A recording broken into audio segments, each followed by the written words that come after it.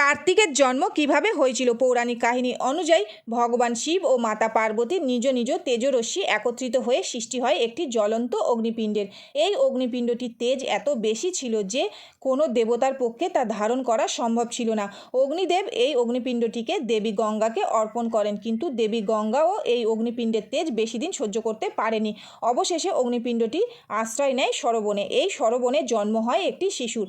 বনবাসিনী 6 জন কৃত্তিকা সর্বপ্রথম এই শিশুটিকে দেখতে পান। তার অদ্ভুত সুন্দর মুখশ্রী দেখে কৃত্তিকাদের মাতৃত্ব জেগে ওঠে।